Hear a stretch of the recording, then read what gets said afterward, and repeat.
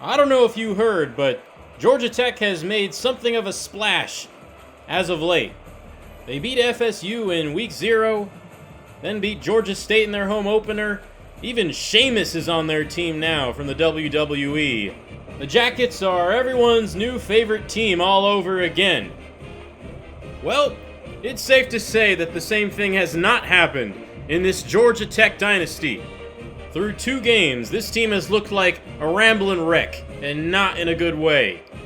We are 0-2 and now go on to face a talented Syracuse squad in their dome. The Orange have quietly built quite a roster here in 2024. Obviously, the big headliner move is the transfer acquisition of Kyle McCord from Ohio State. Had a really nice year starting for the Buckeyes last year, but guess he just needed a change of scenery, and he certainly gets that here. Not the most mobile quarterback, but a very gifted arm. And he's got a really solid group of skill position players around him. LeQuint Allen is a really versatile running back who is the bell cow for this team. The receivers are nothing spectacular, but that can suffice when you have arguably the best tight end in college football, the best pass-catching tight end, that is, in Oronde Gadsden. Gadsden has ridiculous size, speed, and reliable hands, a nightmare over the middle. Their O-line is just okay, but so is our run defense. It should be a pretty even battle there.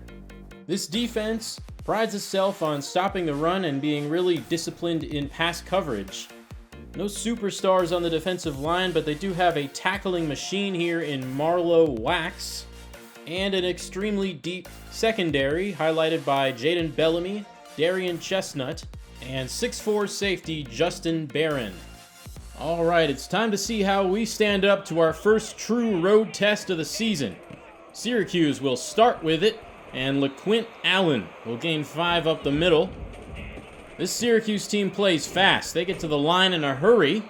It's another carry for Allen, setting up a 3rd and 3.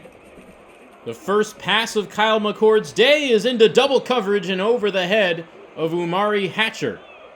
And the Tech defense forces a 3 and out. We begin our drive, handing it off to Jamal Haynes, who has a lot of green grass in front of him on the right side, gaining 18. At midfield now, Haynes King will hand off to the other Haynes, and more daylight, and another first down. 30 yards on the first 2 carries, but he does already have some wear and tear. So he's replaced by Trey Cooley, who's immediately stuffed by Dion Wilson. West and Franklin got pushed straight backward on that play. But now here is Eric Singleton getting involved, gaining 10 on the RPO screen. On 3rd and short, it is a direct snap to Trey Cooley, who gains first down yardage and more. And now we enter the red zone. Haynes King back to pass. He escapes the pocket and gets to a 1st and goal at the 6. A big chance here to make an early statement. Malik Rutherford will receive it on the jet sweep, and he is tackled just short by Jaden Bellamy. Just inches to go, and Evan Dickens, the freshman running back, couldn't get there, and he goes down with an injury. Back in comes Trey Cooley, and again, Dion Wilson comes busting through the middle. Back to the 3, we elect to send the field goal team out. A steep angle for Aiden Burr, and he cannot hook it far left enough. Chip shots from the hash marks are some of the toughest kicks. And despite a really solid first drive, we come up empty. Fighting forward now is LeQuint Allen. They would get the first down on the next play. Now McCord finds a tight end, that is Dan Villari, for a 9-yard gain up the middle. Now 1st and 10 from the 42. And there is the star tight end, Oronde Gadsden, on the out route. Hatcher holds on for that grab. Another fresh set of downs. And it's another quick pass to Gadsden, who falls forward. 2 minutes to go in the first. McCord on the play action, pressured by Romello Height. Barely got the ball out in time. 3rd and 3, and a hitch route is complete. Excellent route and catch by Trevor Pena. Outside handoff here, it's the backup running back, Jaden Hart. That picks up 8, and the Orange are in the red zone. 3rd and 2, Hart gets it again and cuts inside. First down, Orange knocking on the door. LaQuint Allen back in the game, and he has a massive hole all the way up to the 1-yard line. They line up tight, and it's a play-action pass. McCord is gobbled up. Zeke Biggers. McCord's going to have to throw for this touchdown now, and that's exactly what he does. Laying it into the corner of the end zone for Justice Ross Simmons. And unlike us, the Syracuse offense able to finish what they started. This team legitimately has the annoying Orange as their mascot. Offense gets another chance, and pinballing off tackles, Jamal Haynes is going to turn a nothing play into something. He looked dead to rights in the backfield. He is a special running back. Lots of space now for a scrambling Haynes King, but this is going to get called back. Corey Robinson called for the hold. Too many times we've gotten behind schedule like this. But gaining some of the yardage back is Malik Rutherford with a nice catch, but he is really banged up. He will have to leave this game for some time. And on a big 3rd down, Eric Singleton over the middle. Great throw and catch for the first. The drive continues, and King is sacked. Marlowe Wax coming on the man blitz. And another 3rd and long. Haynes on the screen pass almost gets there. A 4th and short. Do we kick the field goal? Aiden Bird already missed one. Offense is staying out there. And wide open is Singleton. Just past the first down markers. We're just going to keep feeding Haynes on 3rd down screen passes until it stops working. This one goes up to the 10. King in the shotgun. Trey Cooley receives the handoff. Found some space, but he's wrapped up at the 3. Jamal Haynes back in on 2nd down. He follows blockers into the end zone. Touchdown, Georgia Tech. And that's going to tie this game up with the extra point. We went backwards a lot on that drive, but thankfully we went forward more. And it ends in a walk-in touchdown for Haynes. Kyle McCord looking downfield, and he has Aronde Gadsden with no one in the vicinity. Shrugs off a tackle, still chugging up to the 12. You cannot leave him that wide open. Immediately setting up the Orange in the red zone, but they get pushed back out of it by Kevin Harris. The senior making his first big defensive play of the season. Now a 40-yard attempt from Brady Denneberg, almost blocked. Warren Burrell just missed it, and the field goal is good. 10-7, Syracuse on top. Now Haynes King trying to escape, and Fadil Diggs shuts it down. Another 3rd and long, and another sack. Marlowe Wax got there first, and then it was Darian Chestnut finishing the job and ending our drive. Syracuse offense back out, and Gadsden tiptoes for a first down. He's basically a 6'5" wide receiver playing tight end, making another grab for a 1st and goal. Already up to 99 yards and 5 catches. We are spotlighting him on every play. McCord is sacked. Sylvain Yanjuan coming from the blind side. 2nd down, McCord with time and a wide open pitch and catch to Zeed Haynes. Right before time expires in the first half, the Orange take a 17-7 lead. This would be a completely different ball game if we had scored on that opening drive. But Kyle McCord and the Orange have punished us for our mistakes. I don't have a whole lot of recruiting news for you this week, but I'm really liking how this is coming together. We're in really good shape for Evan Haslam. We got a lot of influence in that last week. And at this point, we don't even have to send the house for him every week anymore. We can instead focus on Isaac Prochet, who we just snuck inside the top 8 for, and we still have a lot of climbing to do. Right now, Arkansas is his number 1. Right now, we're putting the maximum 60 hours into Prochet. We're continuing to send the house for Darrell Cooks, the running back from Mississippi.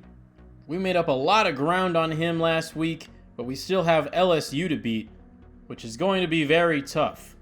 And I said at the beginning of the series how excited I am for these recruiting battles with Georgia. And local prospect Antonio Genis seems to be favoring the Bulldogs right now. We'll see if we can stay in this battle. But yeah, not a whole lot to report right now. No one has reached their top 5 stage yet. Everyone's still in the top 8. And now it's time to go back out to Syracuse, New York, where we have the ball first in the second half, but not for long. The screen pass didn't work quite right that time, and we have to punt it away. But Syracuse is also moving backwards. 2 penalties make it a 1st and 30. McCord going deep and making the catch is Justice Ross Simmons. What a fantastic play. He goes up to get that ball with Saeed Gibbs blanketing him. And the Orange offense is back on track. Here's LaQuint Allen dribbling E.J. Lightsey to the turf for a 7-yard gain. Now McCord puts it on the money for Gadsden, up to the 3. And that would set up a diving touchdown for LaQuint Allen. That makes it a 17-point ball game, and the Orange are taking control. Things have just not gone our way so far, as we go to Chase Lane on the screen pass, and he picks up 9. Now the handoff to Haynes, continuing to break tackles. Strong running up to the 39, and we're in the hurry up. Haynes King rolling left, has open space, sliding down at the 42. It feels like we need to score on this drive desperately. That's a nice pickup up the middle for Haynes, but he will have to leave with an injury. 2nd down and 4, King wants Singleton, and he's picked off. Darian Deuce Chestnut was lurking in the middle, and King never saw him. Back-breaking mistake from King. He needs to cut down on those. McCord to Gadsden over the middle. And he gashes our defense again, up to the 23. That was sophomore cornerback Zachary Tobe. He did not stand a chance against Gadsden. Allen now, he runs through Eford and stretches for a 1st down. Allen has been a very physical back in this game, as Syracuse tries to score again, and they do easily. Trevor Pena with the grab for another touchdown. 31-7 now. This game has gotten out of hand. We need a big momentum shift, and we call upon none other than the speediest receiver on our offense. Christian Leary makes the grab for the 1st down. We hustle to the line. King looking downfield, hit as he threw, and picked off. Justin Barron tracks it down and runs it back to midfield. We got a little greedy there. Wanted to come all the way back with just one throw. That's just not how football works. That wouldn't have ended well even if the pressure hadn't affected it. Now it's Kyle McCord hooking up with Justice Ross Simmons. McCord has just flat out been the much better quarterback today. Now Allen with a nasty spin move, waltzing in for another touchdown. And this game is all but decided now. It has been a disastrous opening 3 games. Garbage time now, and there is a nice throw from King to Christian Leary on the go route. That'll pad his stat line a little bit. Now finding Singleton over the middle, putting a stiff arm on a defender, and we're in the red zone. A chance now to at least end on a positive note, but that is an atrocious pass from Haynes King. That was out of frustration. Darian Chestnut puts a cap on the Syracuse win, and the offense drains the remaining 8 minutes left on the clock. LaQuint Allen lays a massive truck on E.J. Lightsey for good measure. And finally, the beatdown is over. What a nightmare start to the season. Not too many positives to take away from this one. Ever since we missed that first field goal, things just went downhill. Then we just started getting dominated. As this losing streak keeps going, we've looked increasingly worse with every game. First, we lose a tight one to a highly ranked team. Then we lose in an upset to a much less talented team. And now, we're not even able to put up a decent fight here. It appears we just do not have the personnel on the defensive end to handle a physical running back or a matchup nightmare tight end like Oronde Gadsden. And on offense, it's just too many mistakes. Sacks, turnovers, holding penalties. It's hard to win when that's happening, no matter how talented your team is. But we've got a pretty interesting slate of games around the country here in Week 2, starting with the Cy-Hawk game, Iowa State versus Iowa. That's a clutch 4th down conversion, but now the Hawkeyes have to convert again. 4th and goal from the 1, a toss play to the right, and it's stuffed. But under 2 minutes now, Iowa has the ball back. Cade McNamara with a dime to his running back LaShawn Williams on the wheel route. That gives Iowa the late lead. Now they have to get a stop here on Rocco Becht. And he's picked off in the end zone by Jermari Harris, capping off a thrilling come-from-behind victory for the Hawkeyes. Iowa might have an offense again. 445 yards of offense, 156 on the ground, and a really solid day overall from Cade McNamara. They still hang their hat on defense, though, and it looks like they've got an absolute stud in Nick Jackson, who had 3.5 sacks in this game. Utah is another team who gets it done on defense, but they haven't been able to separate themselves from Baylor. Getting to the edge here is Dominic Richardson, taking the lead late for the Baylor Bears. But the Utes have an experienced quarterback in Cam Rising. What's he gonna do here? He takes a catastrophic sack. The Utes do not recover, and they lose 16-13 at home. Last week it was Texas falling to Colorado State, and Utah is the latest top 10 team to lose to an unranked. But that's not even the biggest upset of the week. Middle Tennessee State with a stunner over Ole Miss. 1 week after narrowly squeaking by FCS East, this one wasn't even a contest for the Rebels. They were shut out in the first half. Nicholas Vadiato is the hero of the week, playing mistake-free football and throwing 2 touchdowns to Javonte Sherman.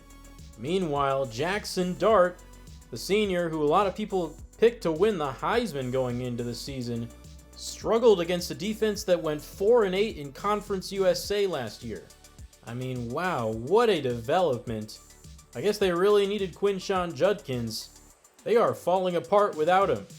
This wasn't quite the upset of the week, but still an upset nonetheless. NC State takes down Tennessee in the Charlotte game. They held the freshman phenom quarterback Nico Iamaleava to only 120 passing yards. Meanwhile, Grayson McCall had a fantastic game, spreading the ball around to his receivers. Dakari Collins caught a pair of touchdowns, and Jordan Waters also had a big day on the ground. We'll have to face these guys later in the season, and they might pose quite a challenge. After the embarrassing upset loss in Week 1, Texas does rebound, blowing out Michigan in the Big House. They looked hungry to prove that Week 1 was just a blip in the radar.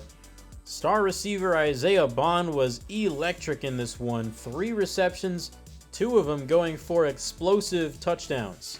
But that wasn't it for him. He scored 2 more on the ground and finished with over 240 all-purpose yards. That is a Heisman-level performance. And to make matters worse for Michigan, their starting quarterback Alex Orji was injured in this one and could miss extended time. He was replaced by Davis Warren, who had some pretty solid stats. Maybe Warren's actually what the team needs to get the offense back on track. The road team won a lot here in Week 2. And the trend continues here, with Colorado taking down its old Big 8 rival Nebraska. Shedeur Sanders and Travis Hunter are off to a good start here, 2-0 in the new year. Cal did not even allow a touchdown to Auburn, defeating them in their stadium 21-6. What a statement from this slowly improving Cal program as they hold Peyton Thorne to 15 of 30 pass attempts. And here's another road upset. They just keep coming. Houston beats Oklahoma in a 27-24 thriller. What a day for Donovan Smith and his receiver Joseph Manjack IV. Those two connected 11 times for a $116 and a touchdown. And there is some serious cause for concern around this Oklahoma team, who narrowly beat Temple and now suffer a loss to Houston. They might have a ways to go before they can compete in the SEC. And finally, the home team wins another game, but of course it couldn't happen without some drama. Oklahoma State wins by only 1, as Ollie Gordon keeps his team undefeated with a 124-yard rushing day. And that's going to do it for Week 2. Here is our recruiting update heading into Week 3. And despite the losses, we keep having more players put us first on their board. We are now the favorites to land Darrell Cooks. And he has also narrowed down his top 5, which means we can start throwing pitches at him. The same goes for Darrell Hadnot and Antonio Genis, the two main offensive linemen we're pursuing, but unfortunately, we have not been able to make it to first place for either player. And after an 0-3 start and a bad loss to Syracuse, we dropped to a C- in championship contender, which could prove to be extremely costly. Jamal Haynes, arguably our best player, wants a chance to win a ring. And as it seems right now, he is not going to get that chance here.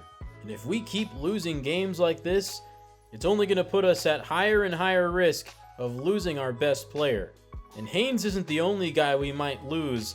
Malik Rutherford is also unhappy with the lack of team success. Losing those two in the same offseason would be devastating. And if we're not careful, we might lose Rodney Shelley, the 96 speed cornerback. Right now, the recruiting class is in pretty good shape, all things considered. But we might even start to lose out on some of those players if we can't start getting in the win column and up that championship contender grade. That's a very common deal breaker for recruiters to have.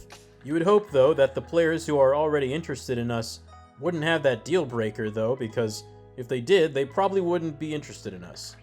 I mean, for goodness sake, we're the only winless team in the ACC. Out of 17 teams, all of them have gotten at least one win except us, and we've played more games than almost all of these teams. I think Jamal Haynes has every right to be unhappy with the state of this team right now, and that just makes it all the more important for us to land Darrell Cooks. We're going to need a solid insurance plan if Jamal Haynes leaves us. We have earned enough XP, though, to level up Calvin Johnson. And while he is a recruiter first and foremost, right now the focus needs to be on getting some wins and saving this season. So I'm spending my 10 tokens on the unlocking of the tactician skill tree. And once we level up again, the first order of business will probably be to boost that pass block and impact block for our O-linemen. Here in Week 3, we are in really solid shape with pretty much all the guys we're targeting. We have a big enough lead for quite a few players that I'm able to take some hours off of those guys and focus in on the guys that are top priority for us. But like I said before, we finally have some players who have narrowed down their top 5, which means we can pitch them and schedule a visit. And we have done both here for Darrell Cooks. He'll be coming for our next home game, Week 6 against Duke. And we have fully narrowed down his ideal pitch, which is Hometown Hero, and that happens to be a pretty solid pitch for us as well. Offensive tackle Darrell Hadnot is going to have the exact same visit as Cooks, with a family visit to the Duke game and he gets the same hometown hero pitch as well. And Genus is going to have the same thing as well, so all three families are going to get to know each other real well. But pitch-wise, we're still a little bit murky on Genus. We've narrowed it down to a few. Campus Personality is my best guess, but I'm not entirely confident, so I'm only doing the soft sell instead of the hard sell. And we seem to be slowly climbing up the ranks in the Isaac Prochet sweepstakes. We have entered his top 5 ahead of Texas Tech, Missouri, Ole Miss. He still has yet to narrow his selection down though, so hopefully we stay in that top 5. And we have surged into first place for Carl Enger and also the punter Tremaine Sheridor. I used my remaining hours on some scouting, and I found a gem here, a 3-star strong safety Leon Tung. We already have quite a few defensive backs we're pursuing, including Evan Haslam, Billy Russo, and Damian Rowland.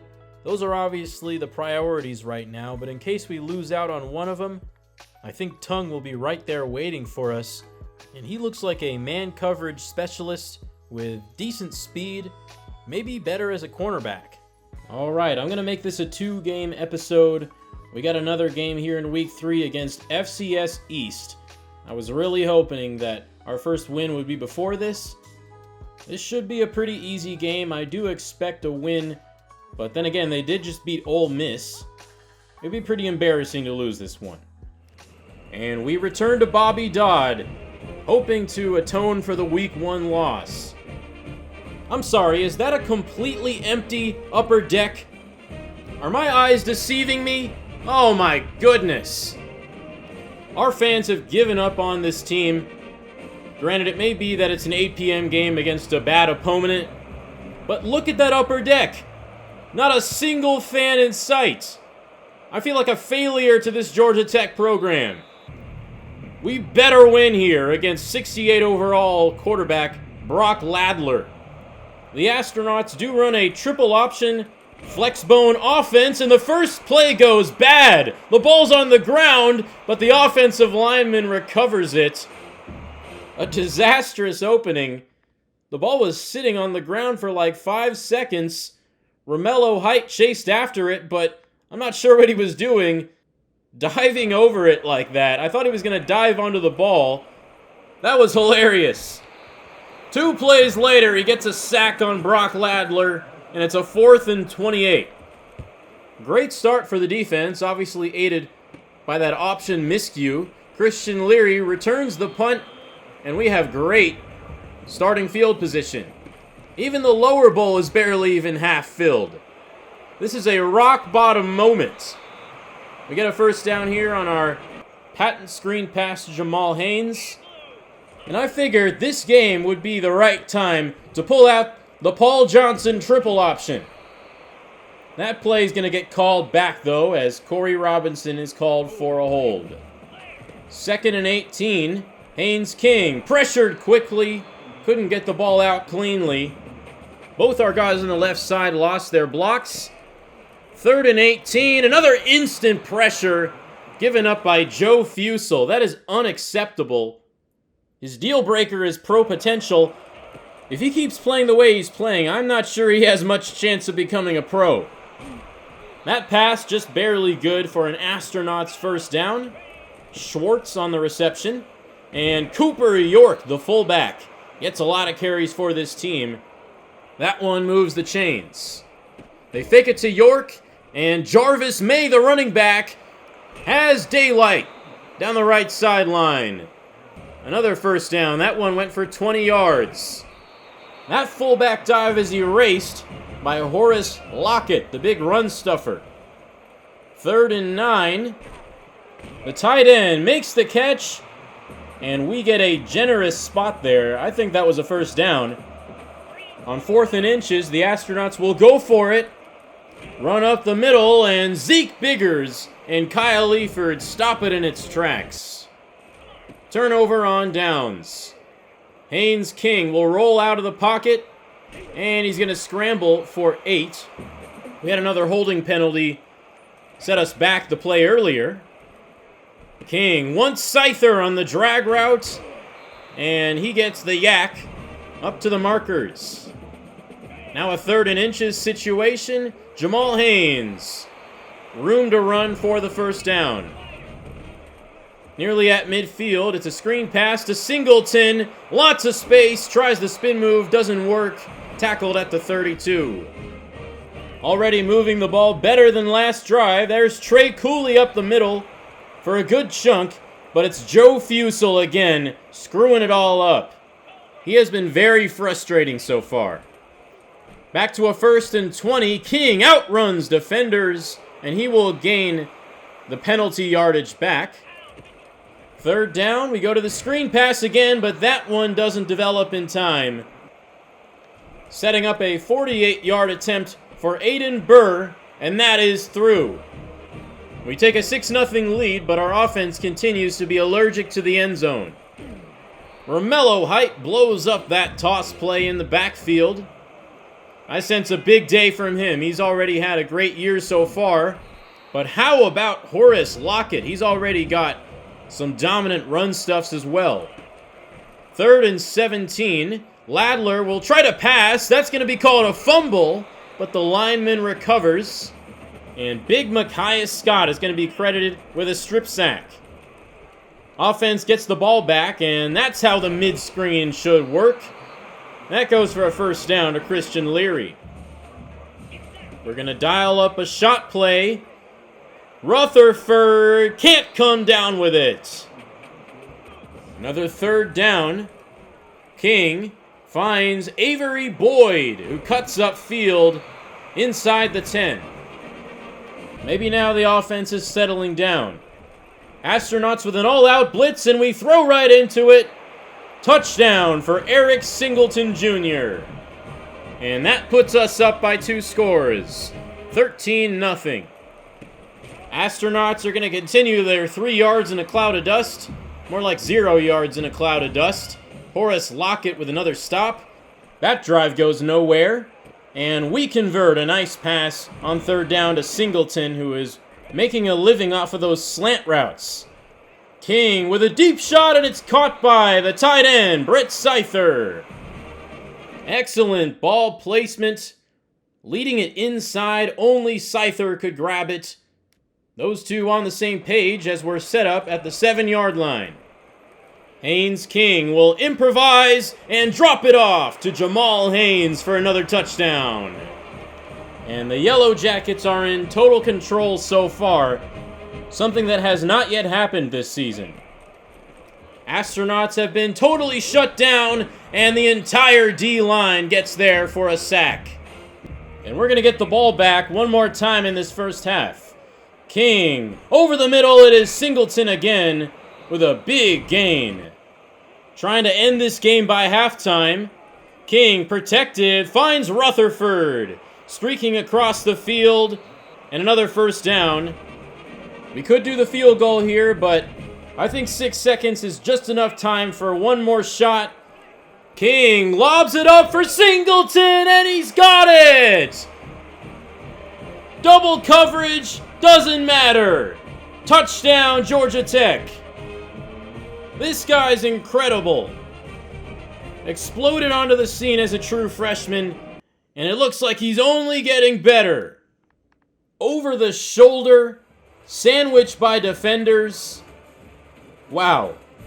The hundreds of fans here at Bobby Dodd Stadium are being treated to a show. 27-0. Let's see how long we can keep the shutout as Cooper York with a big run. And the Astronauts are in enemy territory for the first time. A pass out to the left. That is a first down. We're destroying the team that beat Ole Miss. You know what? I want Ole Miss next week. Yeah, I said it. But the shutout is no longer with the field goal, as our offense hasn't done much yet in the third. King will have his tight end again. Brett Seither. That is going to be enough to convert on a 1st and 19. 3rd and 6. King hits Rutherford in stride, running away all the way to the 38. Spreading the defense out, and we hand it off to Haynes. That's going to go for 8. What a finish there from Haynes. We give it to him again on the crack toss, and he easily gets the first.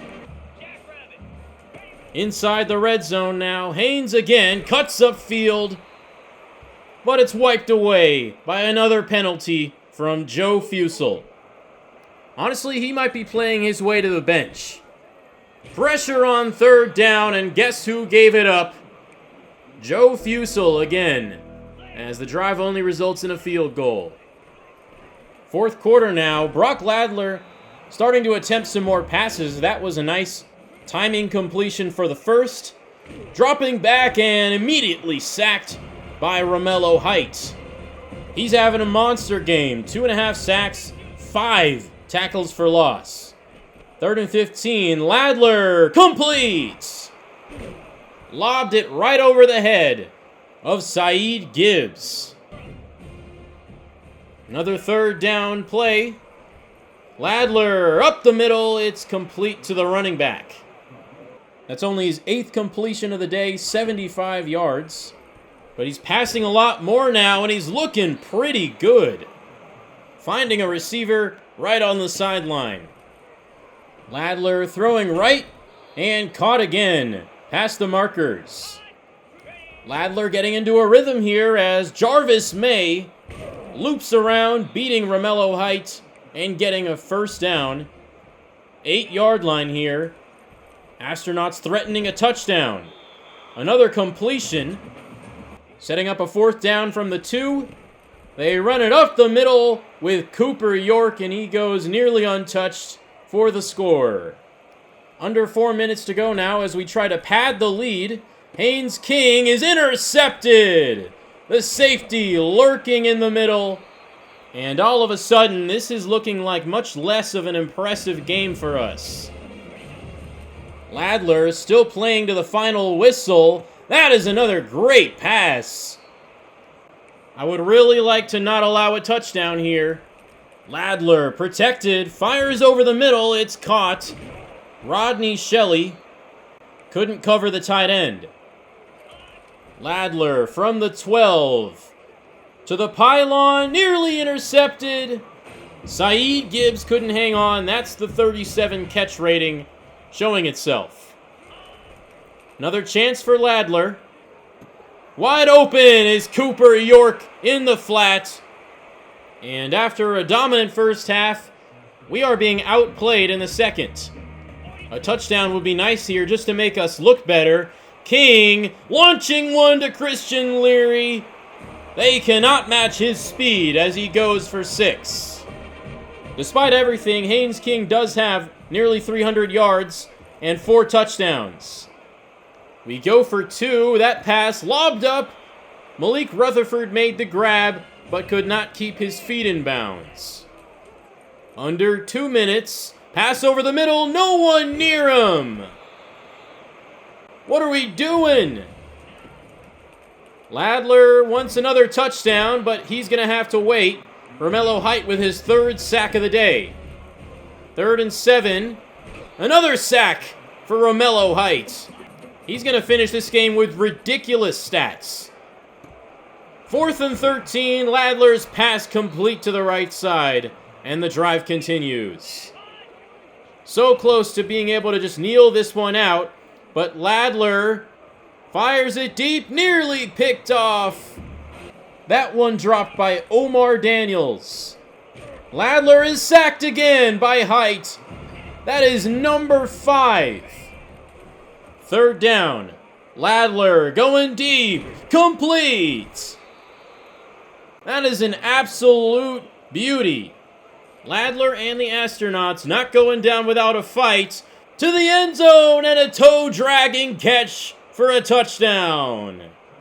What a play from Ladler and Matthews as we give up 3 touchdowns in the 4th quarter and we only win by 12. Finally, we have our first win of the season, first win of the series, but great teams are able to play a full 60 minutes of football, and we did not do that, even against the worst roster in the game.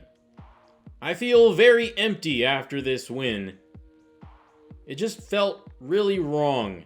Our stadium was empty, and even though we got out to the 27-0 halftime lead, we went right back to looking like a terrible team. We made too many plays today that made me question which team was in the FCS and which was in the FBS.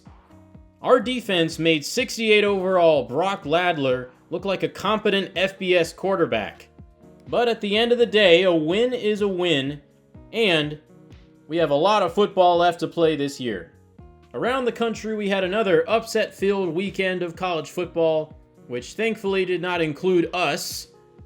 First, we got the storied Oregon-Oregon State rivalry. Beavers tying it up with a touchdown late. Now, Dillon Gabriel pressured and sacked. Oregon, the number 3 team in the country, they are the heavy favorites. But Atticus Sappington, the former Beavers kicker, misses that long field goal. And with 1:14 to go, Everett Hayes nails it from 48 yards out in the rain. A long field now for the Ducks. Gabriel intercepted. This game is over. Beavers with a stunner. They always play the Ducks with the best they got. You'd have to imagine this is an emotional win. Maybe the most emotional in this entire rivalry up to this point. OSU was the odd man out in the conference realignment. Oregon and Washington left them hanging out to dry. But the Beavers prove they don't need a conference to be competitive. As for the Ducks, this was a really bad loss. I guess you can understand since it's a bitter rival. But this team had really high expectations going into the year, and Dillon Gabriel did not look the part of a Heisman-level quarterback tonight. Oklahoma was upset last week. Now they're locked in a battle with Tulane. They get an interception there on former Oregon quarterback Ty Thompson. The Green Wave, a very highly touted Group of 5 team. They had chances to beat Oklahoma in this one, but 2 costly picks from Thompson make sure Oklahoma gets back in the win column. Thompson had 3 picks tonight, no touchdowns. Boston College upset Florida State back in week 1, hoping for another big ranked win here over Missouri, but they do not get it. Luther Burden and the Missouri offense too talented as they win 34-22. I'm not quite sure what to make of this Texas team. They are just bipolar as they suffer another embarrassing loss to UTSA in overtime. Owen McCown had a great game for the Roadrunners as the Longhorns come crashing back down to earth after the big win over Michigan. South Carolina has a pretty talented roster. I expected them to put up more of a fight against LSU, but the Tigers rout the Gamecocks 48-7. LSU is rolling, and a big reason for that is Garrett Nussmeier, who had 5 touchdowns today, 4 in the air, 1 on the ground. He might be the Heisman. Alabama-Wisconsin was one of the only ranked matchups of the week. Wisconsin almost pulled it off, but the Tide keep rolling. It was running back Justice Haynes doing the heavy lifting today, scoring 3 touchdowns. The other marquee matchup of the week was an exciting Big 12 showdown. Kansas State victorious over Arizona. Kansas State lit up the scoreboard, led by 129 yards and a touchdown from DJ Giddens. Always monitoring how our ACC opponents are doing, and NC State gets an ugly win here over Louisiana Tech. They put up a lot of points on Tennessee the prior week, but the Bulldogs gave them a run for their money. The Wolfpack hold on though, and they keep the number 9 ranking in the country. And there you go, maybe the craziest stat line you'll ever see from a defensive lineman. Romello Height is rewarded with the National Defensive Player of the Week. 5 sacks and 8 tackles for loss. He was incredible. And not only that, but he is now number 1 in the Heisman leaderboard. As a defensive player, that is insane. We'll see how long that lasts though. Currently, he's ahead of Isaiah Bond, Carson Beck, Alec Iomanner, and Mikey Keene. Anyway, that's going to do it for this episode. We finally get the win over FCS East. Our next opponent is going to be much more difficult. We have a road matchup with number 10 ranked Louisville. If past performance is any indicator, we don't have much of a chance. But I still believe we have a really talented roster, and we just have not played to our capabilities yet. It's hard to expect a win right now, but I would be happy if we at least put up a fight against the Cardinals. Thank you all for watching. Hope you enjoyed. Please leave a like or subscribe or leave a comment with some feedback. The growth of my channel has slowed down as of late, but hopefully I can get out of the rut and continue to reach more viewers. I'll see you all in the next episode, hopefully coming out very soon. Thank you all and have a great rest of your day.